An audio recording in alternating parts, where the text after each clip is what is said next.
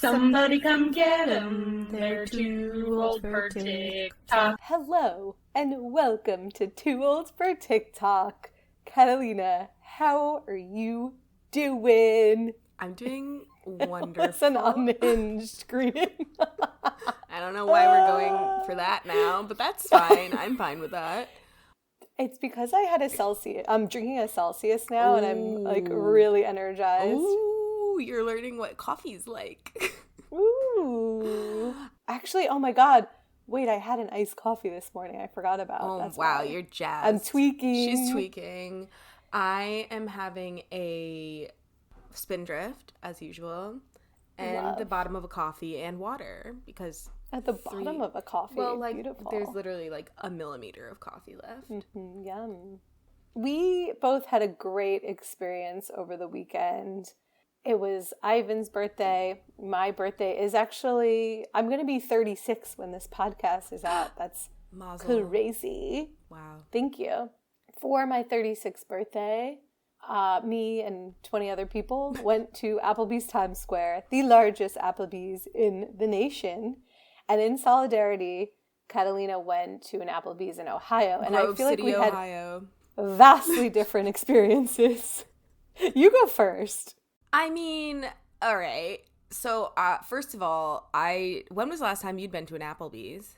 I actually went in Florida with Ben's grandpa. Why? For lunch, because like his grandpa loves Applebee's. Oh, I feel like I remembered as a kid liking Applebee's, but I might have just liked the idea of it because I can't actually remember a time that I went to Applebee's. I think I might have gone at some point with my family or like my mom for lunch. Yeah, I would go like after soccer. Like it was a high school after sport thing, like during tournaments. We went to like with my friends, we would go to Chili's. Well, yeah, Chili's is superior. Let's just say that. And then I also would go to TGI. I've been to TGI Fridays both in the United States and in Spain. And it was fine in both countries. I went in Spain because I got coupons, and I'm always going to use a coupon. But so, yeah, I didn't really remember what was on the Applebee's menu, but I did look up the menu in advance. And the thing is that Applebee's has pivoted to like low-cost beveraginos in recent years. So they have the Dollaritas, but none of that was happening. It's monthly. Yeah, nothing. There were no specials happening. Well, there was the Tipsy Cupid, which I requested, which I had seen online, which was like a Tito's strawberry lemonade. That sounds delish. Immediately had a headache. It immediately gave me a headache. So we were in this Applebee's. The interior is very like 90s feeling. We had to wait for a table because I'm pretty sure it was understaffed. The staff was quite nice.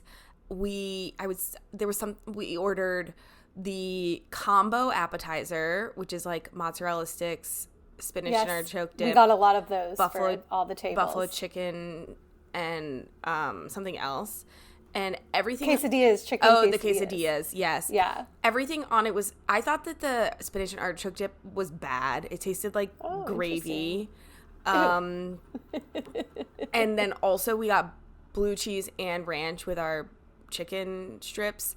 And there was like a piece of unknown item in my blue cheese, and I told them, and they didn't even offer to like comp anything, which I thought was, I wasn't gonna like demand that, but I feel like that's normally what happens when you have like weird foreign food in your food. But did you ever think that it was just a chunk of blue cheese in your blue cheese? Dina, when I tell you that it looked like a piece of turkey that had been like, I'm sure it just like fell in. I wasn't super concerned about it, but it was like pretty nasty. And then I ordered the riblets. Yes. Why did you order the riblets? I ordered the riblets because I had seen online that they had unlimited riblets, which they no longer were running that special. And I did not need unlimited riblets. I didn't even eat, I think that the thing in my blue cheese really just like...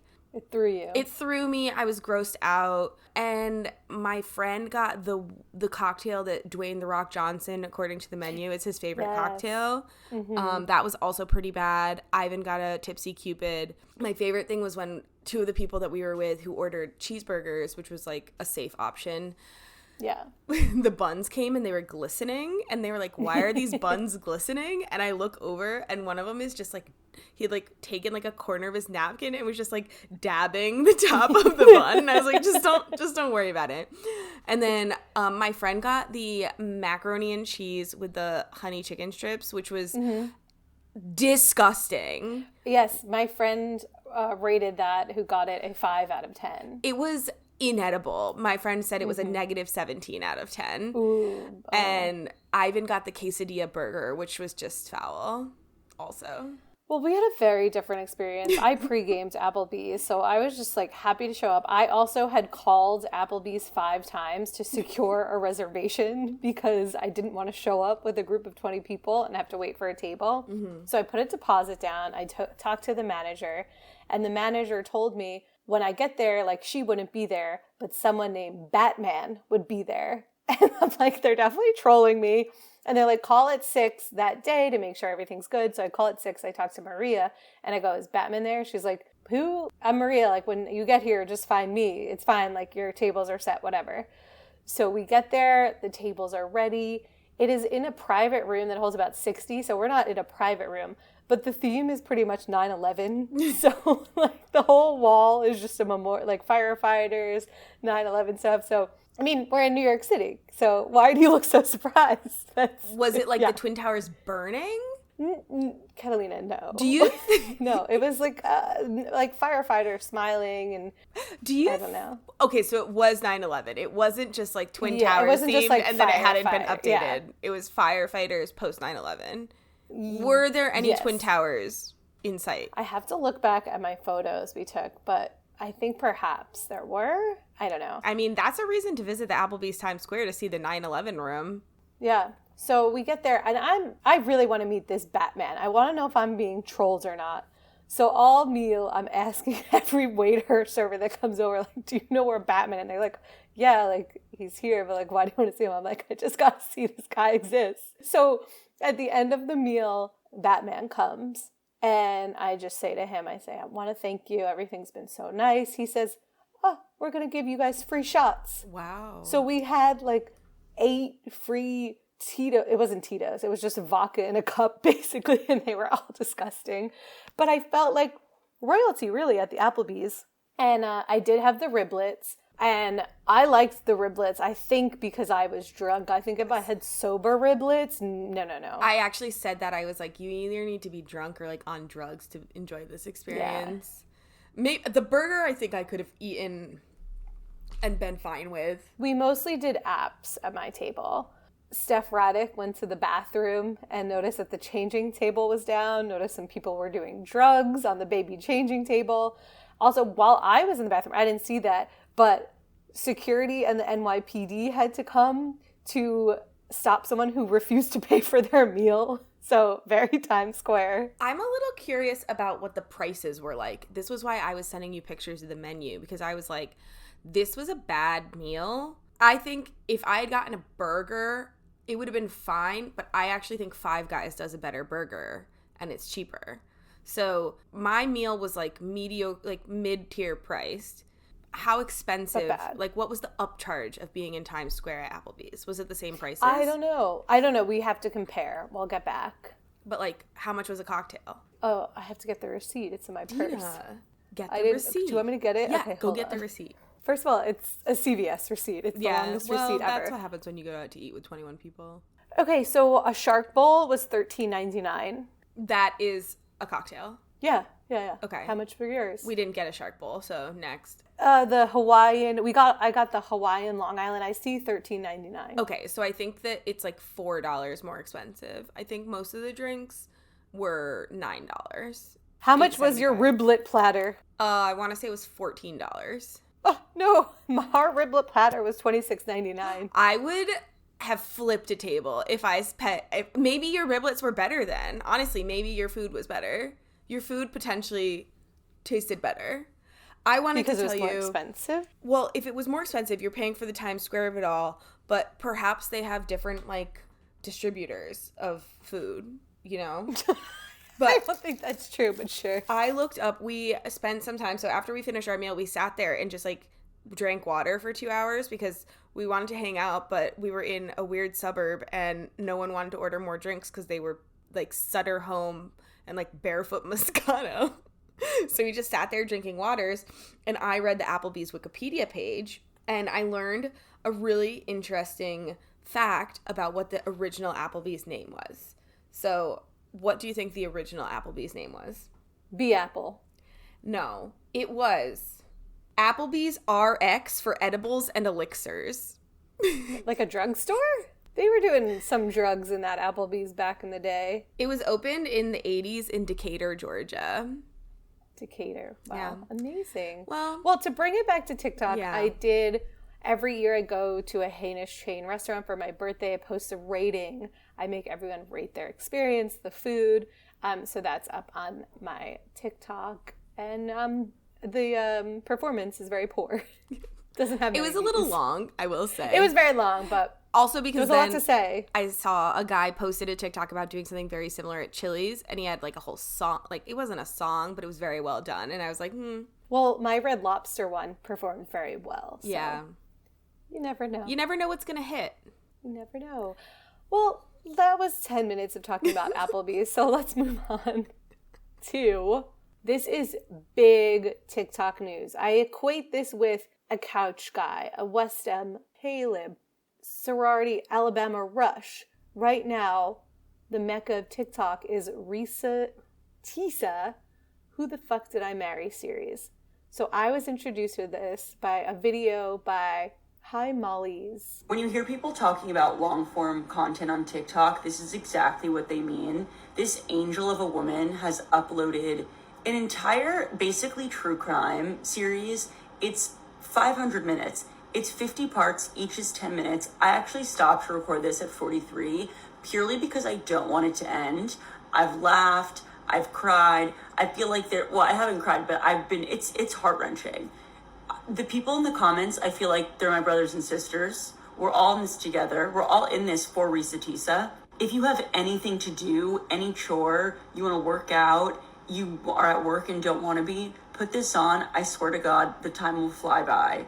Okay, so this is a long-form series that is doing really well. And if you're on that side of TikTok, I cannot stop getting that content anymore. I've watched up to part 3 of the series, and basically this girl, Reesa Teesa, married a pathological liar, and she has so many hours of content just telling us about it. Things evolve on TikTok now. Have you seen this, first of all, Catalina? No, I didn't know about this until you shared it with me today. I have not seen any of these videos, and apparently it's been... When were the first videos posted? Because it's a 50-part series. I think Valentine's Day. So very recently. I would consider myself someone who gets videos about, like, breakups. Like, I've been getting videos of this one girl who was like, I was dating a guy for 6 months and I found out he had a girlfriend of 3 years. And then I got the girlfriend of 3 years video being like, I'm the girlfriend. Like, I get these videos, so I'm kind of surprised I didn't get any of them. But no. Well, you will. You'll start now. Okay. So then I get the funny ones, right? There's a video by The Real Loverly, and it's POV. You canceled your Saturday night plans to binge watch a 50-part TikTok story time. And it's just a visual of her eating ice cream and watching these videos. Part 37, who the fuck did I marry? So at this point in time, I have filed for divorce. And now we've evolved. So they found Legion. Legion is this man. So Reesa Teesa doesn't name her ex. But the TikTok sleuths found her, and now there's this controversy of whether they should have exposed this man or not because it's bringing up trauma for her. So there's a lot of backlash for the person who posted exposing this man. And this video by Brandy Alley explains. This video is for that no good hussy who exposed that lady's abuser. Why would you do that? Like, granted, when you tell a story on the internet, you can't control how the internet reacts or acts to it. But, like, you didn't have to do that. Like, you went out your way to look for that man and post his face and his name on the internet with no regards to the safety of the woman telling the story. Like, you people cannot claim to be girls or women empowerment if you do things like this. Like, this was the craziest clout chasing I've ever seen, if I ever seen one. In terms of the backlash for exposing him, if she's naming him by name and putting it on the internet and spending this many hours, and then people are like, how dare you find him? I mean, I personally would not make a video like, this is the man, because you could also falsely accuse someone and like dox a innocent person. But if they wanted him to, if the woman who had made the video wanted it to remain anonymous, she could have used a different name. She did. She didn't say his name. How did they know his name then? So these internet sleuths found him. How? She used all fake names. That's why people are so mad that the internet sleuth exposed who he really is. I understand so now. It's okay. Exactly. Okay. Although, so now, yeah, and then also, like, people are going online, airing their dirty laundry, and then people uncover it. Like, that's the danger of the internet. So there is an aspect of, like, if you are putting your things in a public forum, you no longer have control over those things that are in the public forum. Right. The internet's a crazy place. Yeah. So then it gets one step heightened because this guy Legion makes a statement. So this video by Champ Bailey is talking about him making a statement. Just when I thought we was done with all of this and we was moving on, Legion and brought his big back ass on the internet and made a statement. I really thought we was going to close this out and send our girl off to London and get her good vacation and she could live the rest of her life in peace. But no, here come this big back ass man want to make a statement talking about she's lying. The reason why we broke up is because she cheated on me with Bradley. Who is Bradley? He's still making stuff up, just delusional. We don't believe you. And I'm going to try my hardest not to give this any more energy tonight. I'm done. I'm shutting it down. I need a personal life. But even further on, I got to figure out how I'm going to go about this. Am I going to listen to his side? Am I going to waste my time taking notes on his lies? I mean, if y'all want me to, I will, but I just don't know what to do. I'm going to sleep on this one. I will see y'all tomorrow, but I just cannot. And this is also why baby girl should have never found him. Because if they would have never found him and exposed him, we wouldn't be looking at his big back ass right now. I mean, the chance would have been a lot lower. So now there's two sides because this guy is saying that Reesa Teesa's a liar. Obviously, we know this guy, well, we don't know, but Reesa Teesa says this guy's a pathological liar. So everyone's like, don't believe him. And it's just the internet and TikTok videos at its finest. It's true crime. Is there with crime? Audience participation. Is there crime? You know what? So I haven't listened to all 50 parts. I don't know. But it's sort of like, maybe there's not crime, but it's definitely an interesting story. I mean, anyone you're seeing telling these stories online, it's an unreliable narrator, right? Like, people believe what's put out on TikTok in these story times. I'm not saying that this guy's not I haven't watched any of the videos, but I'm just saying, like, you could make this is kind of what we were talking about with the corporate Natalie backlash and the guy who made the video that was like a fake video. You can make a very convincing video, put it on TikTok, it goes viral, and then you have legions of people who are like going to bat for you about how you're the right one. So it's like this element of lack of media literacy that we're seeing now leads to situations like this where you're like, who knows if it's right or wrong? But the thing, I think, in the first video we brought up, which was my introduction by Hi Molly's, she's saying, like, she's going to the comments of all these, and it's like she's in a community. She's with friends. Whether this Reesa Teesa is explaining it correctly, this actually happened to her, like, it's just a fun way for people to form a bond and community online, because it is like watching a TV series, and now we have all these elements of things popping up and discovery. So it's basically, it's like this little game at this It's point. reality TV, but the problem is there's no producers, so there's no one, like, controlling the narrative, and I think that's kind of dangerous, especially when you're dealing with real people, because there's no protection. The producers are the people themselves. They're producing themselves. So yeah, and there's no protection whatsoever. Yeah. So I think it's kind of scary, honestly, like how out of hand it can get and how, as we've seen, wild people can get in terms of what they believe, what they see online. So, Right. I mean, you're really taking the critical lens. I'm just saying of there's no Teesa. I'm just saying you have one narrator, right? So it's, well, now you have two. And very convincing. And Now probably, you have hundreds. Because no, you have the internet narrator sleuth. of the story. Right. I mean, Well, are the internet yes. sleuths finding evidence? Like, are they digging up receipts? Or are they just finding the person? I have to dig in further. In terms of, I like, don't is know. there someone to corroborate the story? So according to Reesa Teesa, she said her beginning disclaimer video says, I have a lot of friends and people that could corroborate this story.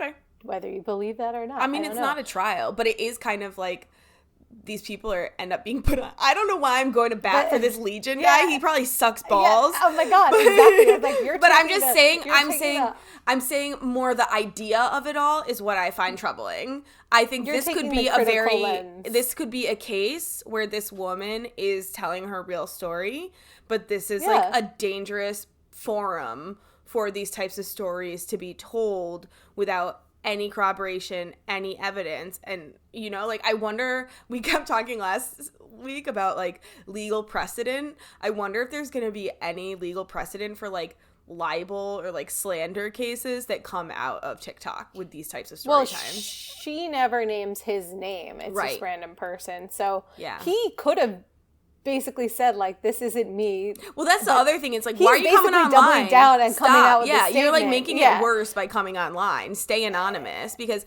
there, in Exactly. fact, there is that could like incriminate you further in terms of her story. Because Exactly. in fact, there is no proof that it's you until you confirm that it's you. He could have Yeah. just stayed anonymous, and people could stay like speculating, but there's no proof that it's actually him until it's been confirmed, and now he confirmed it. I agree with you, but I do think you're making this a lot less fun for everyone, including the viewers of this, because I do want to watch all 50 parts. Will I get through them? Probably not. But it is a fun little thing to see the comments and then see what comes up. It's a reality show, you're right. But let us have fun with it, Catalina. But it's real people. I think it's troubling. But I think what I'm finding problematic is not the watching of it all, which, you know, to an extent still could be. It is the interactions that then lead to meddling in the people's lives. Yes. So there's like a barrier. I guess there isn't really a barrier of distance, but this is like one of the ethical dilemmas when it comes to reality television, where you're like messing with real people's lives. Shall we move on? I love to ruin fun. Dina's mad because I ruined her fun time. I'm gonna watch it now, and I'm gonna be like, Legion's the worst. Yeah, exactly. Okay. Well, what's been on your algorithm recently? I feel like you stole mine. Mine is what you put on yours. Yeah. The Yeah, well, it's same on thing. both of ours. It's on both Then of ours. fine. Let's both talk about it. Okay. One, you go first. 2, 3. Beyonce, Texas Hold'em dances. So I've been seeing, obviously I'm very into the new Beyonce songs, and people logically are coming up with line dances or TikTok dances that a lot of them are like line dance inspired, or line dances in general for specifically Texas Hold'em. So I had sent you one. I sent one that was like an Irish dancing, which was Gardner Brothers. I also saw ones that were like, why is everyone doing this like very complicated, difficult dances? Like, let's just like do a line dance, which I think Right. speaks to the ones that you pointed out. Okay, I have two creators that I'm going to point out their dances. My first is DJ Khaled. I did not see his dance. His dance, like, I'm obsessed. He looks like he's having so much fun. And then it looks very simple. Like, I was watching, I thought, oh, I think I could do that dance because he's shuffling his feet a lot. But it's next level. I don't think I could do it. I think it's very technically challenging. But I just love it. DJ Khaled's great. There's like a level of TikTok. nonchalance with which people Yeah. do line dancing that then when you or I try to do it, Yeah. something that looks very simple is immediately going to be like, no, it's not happening. That reminds me when we went to my favorite bar, White Horse in Austin, and people tried to grab us to line dance. It's not line I dancing, ended it's up two-stepping. Oh, two-stepping. I ended up stepping on a lot of people's feet. Yeah, well, if you don't know the steps, then... Well, at our wedding, Ivan and I tried to do, like, normal waltz dancing, or I don't know, normal dancing, and then mid-dance, maybe, like, a few beats in, we were like, this isn't happening, so we just started two-stepping. Your first dance was great. It was very you and Ivan. Well, now I think we should make it our mission to learn a Beyonce line dance, but I'm kind of waiting for the music video to come out because I want her to tell us what line dance she wants us doing. I was actually thinking about this. Oh, what? Oh, you go first. Oh, I was thinking about this in the car as I was driving and listening to this song. I was like, do you think that the video for Texas Hold'em, like the dance for Texas Hold'em, has already been created? Or do you think they're waiting to see what everyone does, and then based on what everyone does, are going to make a dance? I think she shot the music video already, but I think there will so be elements to the social media when the music video comes out that she'll use other people's. But dances. I was also thinking, because you really want to be safe in terms of people accusing you of, like, stealing their dance. Oh, yeah. And so it's wiser, I think, to already have the dance. You're so litigious. You're always thinking about people suing. You know, you're always taking the critical stand. I'm just looking at the angles. Ball of fun over here. I'm looking at the angles. Okay, well, the last user who has the most amazing dances, her username is Smooth Jasmine. She's always dancing in slippers, like really fun slippers. Mm-hmm. And she posted a great Texas Hold'em dance. And then someone commented, "Ma'am, I'm white. Can you do a less complicated dance, please?" And then she did one, and the caption read, "The salt and pepper version for my less seasoned friends." And the dance has her, like, throwing, like, salt and pepper on her shoulders. And it's still a really good dance and simple, but something I don't think I could do, but it looks amazing. I think you could do it. It would take a lot of practice for me. Well, I have some additional items on my algorithm that we're highlighting today, which is there is a creator whose username is @GlutenbergBible, who I was looking at the other day. She is a doctoral student in doing research in Andorra, which is the small country between France and Spain. It's like a city-state, basically. And she had something called bookshelf bourbon. The time has come once more to fill up my bookshelf bourbon. This time I thought I would answer some frequently asked questions about the bookshelf bourbon barrel. One of the things people always ask when I post about refilling the bookshelf bourbon is for a story about why I have bookshelf bourbon. And there really is not a story. The story is simply that one day I was in a furniture store and I saw this little thing and I thought I could put bourbon in that and then put it on my bookshelf. And so I did. I can't point you towards where to get the exact barrel. It just was from a local shop. People will also often ask, isn't it impractical to have just a barrel of bourbon on your bookshelf? Like, that surely cannot be the most efficient way to serve yourself bourbon. And the answer to that is, of course it's not practical, but it's fun and I freaking like it. Sometimes I end up just bringing the barrel out to the kitchen in order to pour out a measure for a cocktail, but most often I use the bourbon barrel when I am reading or writing in this room in the evening time, and I want to top up my existing glass of a whiskey or whiskey-based beverage. She says, remember to make impractical little choices in your home and in your life that will make you happier. But the thing is, I feel like that's all of my choices in my home and in my life. This is such a Catalina video, but it's also me too, because obviously, you know, at your wedding, you had the plastic shrimps, you love the small hands, little things that make you happy. I have, you know, like little tchotchkes everywhere that make me happy too. Yeah. And that's why I love this video. Like a bookshelf bourbon, that's fantastic. Yeah, I mean, I think that one time when I was packing to, like, go away for a year, my roommate at the time told me when she packs, she always allows herself, like, one silly item. Oh, and so I brought a stuffed animal. That's great. That was my silly item. What was a stuffed animal of? It's an Angry Bird. It's my Angry Bird that I still I know sleep your Angry with. Bird, yeah. I use it as a neck pillow. Now it's getting really flat. I'm going to need a new, like, circular neck pillow. Or it doesn't have to be the an doll animal. hospital. I don't want to do that. Where's the doll hospital? I don't know. Build-A-Bear? send it in All to right. someone who fixes dolls anyway. What is your impractical thing? Well, you're not a light packer. You're getting No. you're getting to be a lighter packer, but you're not the most light of packers. What is your, like, impractical packing decision? Everything I pack is impractical. I'm just trying to think. I don't bring any tchotchkes with me on the road anymore. And I don't even bring my blankie on the road. Too afraid that it's going to be lost. Right. Oh, I don't bring a stuffed animal unless it was for the year that I brought it. Yeah. Oh, So- yeah. I brought blankie when I studied abroad, for Yeah, sure. I wouldn't bring two 35 and 36-year-old almost, well, now, yes, women talking about their stuffed animals and blankets. Blankie. Excellent. Yeah, I will say when you came to visit me, you packed pretty light, but then you lost your driver's license, and we searched for it in my home for like 6 hours, and then we had to go to the bars and you had to use your global entry card. Oh, yeah. And then I found it. It was somewhere like underneath my luggage somewhere. Yeah. So packing light doesn't save you from losing shit. items. Well, Shall I'm we glad move that global on? entry card worked. And yes, we shall move on. We haven't done this segment in a while, shall we? Okay. Stitch! Stitch!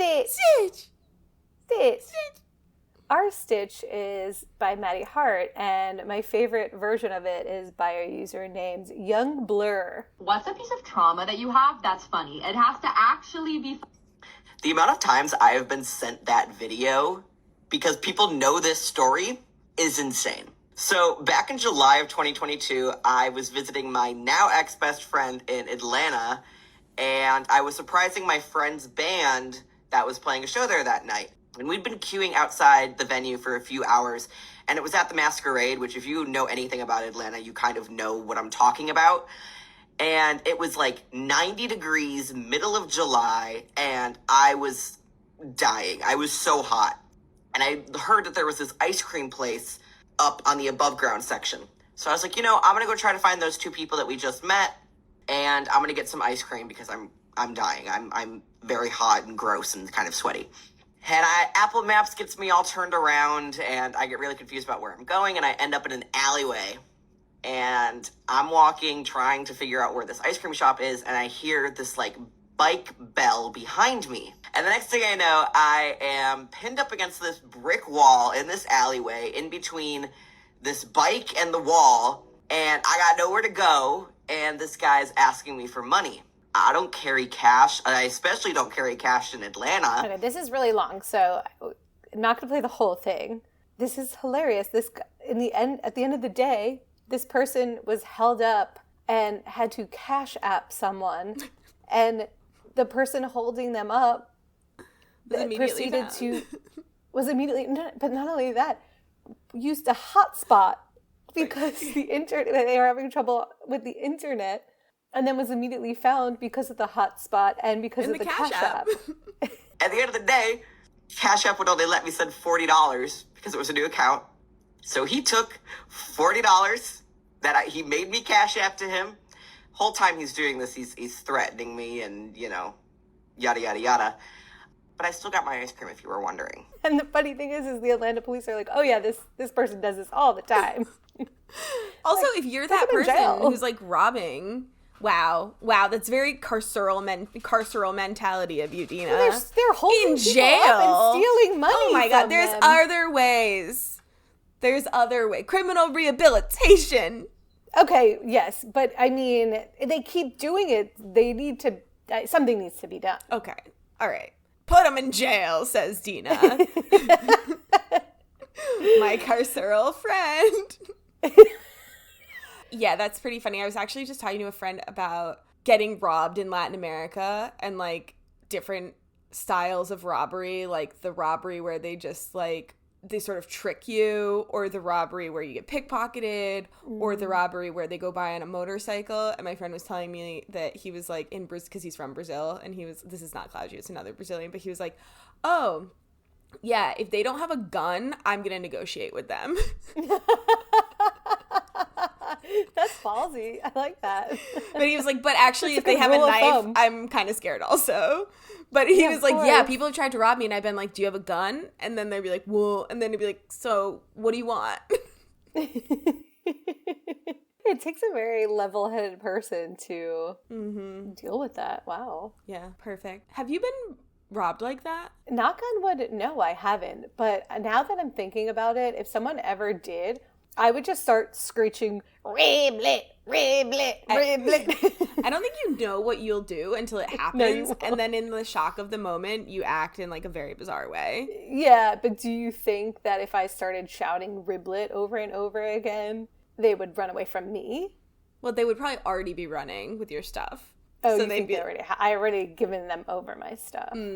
Oh, you mean in the process when they're like, give me your money, and you're going to go, riblet! Well, I was taught at a very young age that if I was ever held up, what you do is you throw what they want. Like, you throw your wallet one way and you run the other way. That's the safest thing to do. If they're alone. Okay, Miss Critical. I'm just saying. Have you ever been robbed or held up? I've been robbed once. I've been attempted pickpocketed a few times, but I've like always seen them doing it. And then I've been next to a person who was robbed, like pickpocketed. Not pickpocketed, their backpack was stolen. Oh, geez. I've been like witness to many people getting their shit stolen. Me personally, I was only robbed once, and it was my cell phone was pulled out of my hand, and I chased the person, which you probably shouldn't do. Which I'm saying, like, you don't know what's going on in the moment. Right. And he threw my phone at me. He threw it back at you? He threw it back at me. Where were you? I was in Spain. I think he thought that it was my wallet. And when he realized it was my wallet, he was like, I don't want this. You mean your phone? I think he thought my phone was my wallet. I know, but you said when he realized it was my your phone. wallet. Oh, yes. But yeah. It was my BlackBerry. BBMing. I was That's BBMing too much. That's why you shouldn't walk with your phone out like that. You really shouldn't. Yeah. Moving on to New York City TikTok. There's a video by A Loss with Lucy. I need to talk about the drama that's been plaguing my neighborhood for the past month. The drama on the Upper East Side is basically the same as the drama that happens in any other suburb. It's just like a little bit more dramatic because people kind of have Upper East Side money. Basically, a dog went missing about a month ago, and like, that happens all the time. We live right next to Central Park, so like people walk their dogs off the leash and then they run and then whatever. But for some reason, this specific missing dog has gotten so much attention on the neighborhood Facebook pages, and I don't know why. A couple days after the dog went missing, a bunch of people volunteered to like help print out and like distribute flyers around the neighborhood. And then a couple days later, they started a GoFundMe, and the GoFundMe goal was initially at like, I don't know, maybe $5,000. The goal is now $17,000. So you might be thinking like, oh, why do they need $17,000 to find the dog? Well, the GoFundMe outlines the reasons. Lost wages from the pet mother, search costs for printing out the flyers and stuff, but also she's hired a lost dog expert or something who's like supposed to be tracking the dog's location and looking for the dog, whatever. This person costs $300 a day, and they've been working with her for about a month now. What? And then things get even crazier. So she shared the name of the guy who's doing the tracking for her, and his method of finding the dogs is using his psychic abilities. I cannot believe this is the Upper East Side, so I can believe it. And now there's people fighting on Facebook whether it's acceptable to be like asking for money for this type of thing, and it's really, I mean, this is very Upper East Side. If they're Upper East Side, wouldn't they be able to afford this? That's the other thing. That's like when celebrities post GoFundMes for their like kids' baseball teams, and they always get dragged because it's like, no, read the room. You can afford to, yeah. Yeah, no. You know, did they find it? What's the resolution? I haven't checked up on Rosie. I'll have to see. I am interested in learning a little bit about dog psychics. You are? Yeah. It's like a dog whisperer, but psychic. I mean, that's assuming a lot about dogs, that they like communicate in the same way as us. Yeah. I need to look into it more before I can form a judgment. Well, I have an audio trend to share. Yes. It's which a good one. Is it a good one? I don't know. I like it. What do you mean, is it a good one? I don't know if I like it or not. Well, we'll talk it out. Okay. Well, the video we're highlighting here is at Jade Herman. She's not the only or the first person, I think, to have done this. No, I saw other people doing this trend. The exact song is Fong's Thank You for Being a Friend. From it's the Golden Girls theme song. It's the Golden Girls. It's yeah, the it's Golden Girls trend. Yeah, okay. Thank you for being a friend.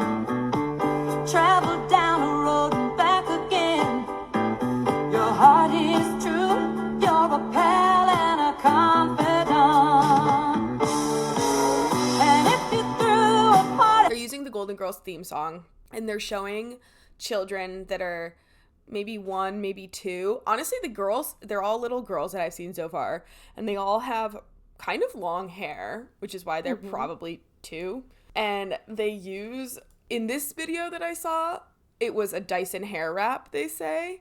I think others, who knows how they're doing it, but they're giving their children these like Golden Girl hairstyles, and then they're just videotaping them walking around, and so they look like a little old granny, but it's a baby, and I find it funny.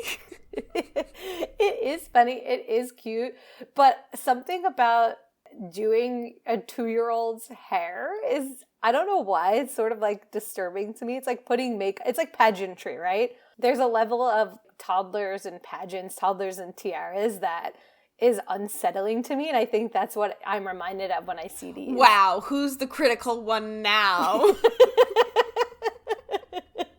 I feel like this is much less problematic than pageants. I agree. It totally is. I mean, I think you're exploiting your children for views, which is like... Right.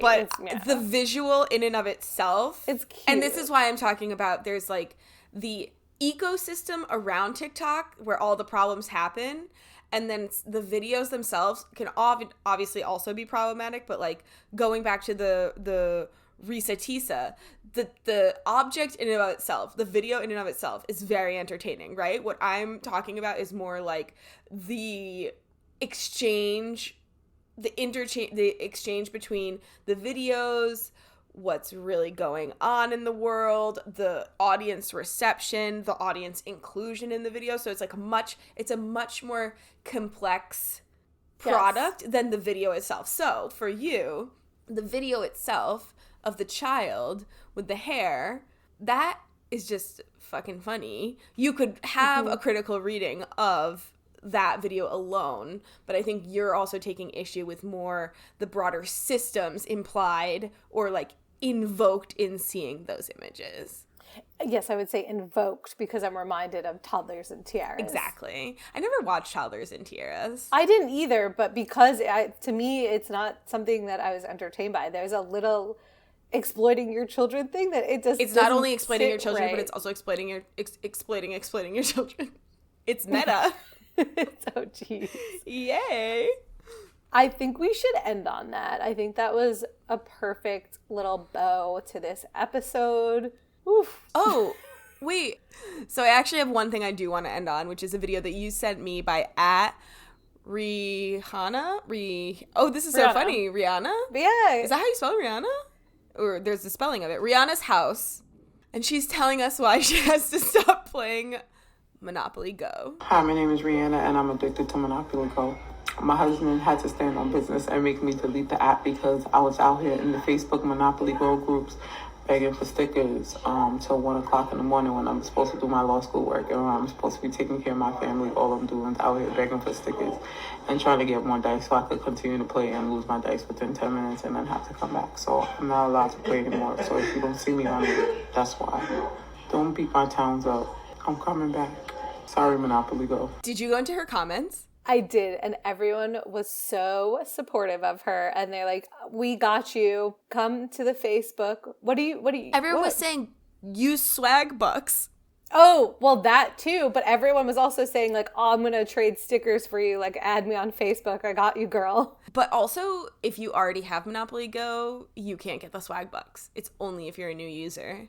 Okay, we won't get into this again. And apologies to Ashley, friend of the pod, for bringing this but up. I have to say something about Monopoly Go. I'm now at level 72, and supposedly I was supposed to get $35 because I passed level 71, and I still haven't gotten the notification from Swagbucks. I will email them. It takes them a long time. It's processing, I'm telling you. And then additionally, I have 3 days to make it to the last level. I'm not going to make it. So now... in 3 days, I'm no longer playing Monopoly Go because I'm not going to make money anymore. I think you're I'm not going to make money anymore. No, I have a new game. It's called Empires. Oh. Okay. It's really hard. And okay, we'll talk about that offline. Great. All right. Thank you for listening. Please rate, review, subscribe. See you next week. Bye.